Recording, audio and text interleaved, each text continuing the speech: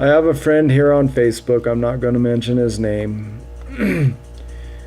And I'm trying to educate them about the truth of this country, how the flag in a courtroom has a gold fringe around it.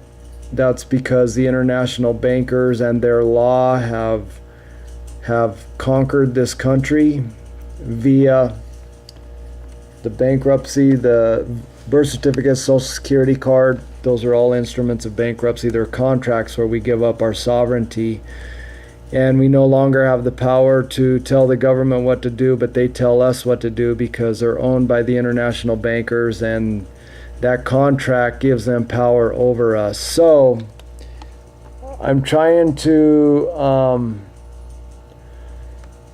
educate him, and I want to see if he unfriends me.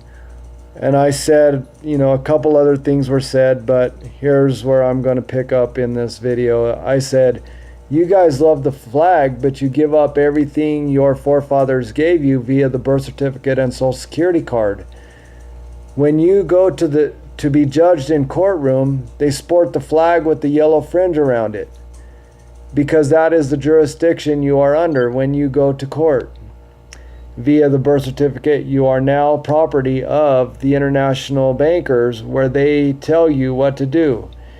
You were living under the flag. If you were living under the flag of our forefathers gave us, you would not be subject to corporate statutes. The international bankers own everything in this nation via the birth certificate and social security card, including fiat currency, the government, your property. I said, if you lived by the Constitution, then you would be telling the government what to do, not the bankrupted government, not the bankrupted international banker-owned government telling you what to do. Patrick Henry said, the Constitution is not an instrument for the government to restrain the people, but an instrument for the people to restrain the government. John Jay, Supreme Court judge, in his opinion, in 1793 said, at the Revolution, sovereignty devolved on the people, and they are truly the sovereigns of the country, with no one to govern but themselves. Bankrupted people cannot fathom not being told what to do.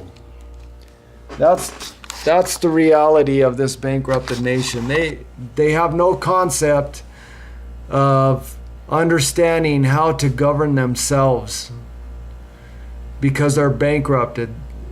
They're just slaves, and it's within their mind that they're subject to Satan, they're subject to Satan's workers, which is this government, and they're slaves.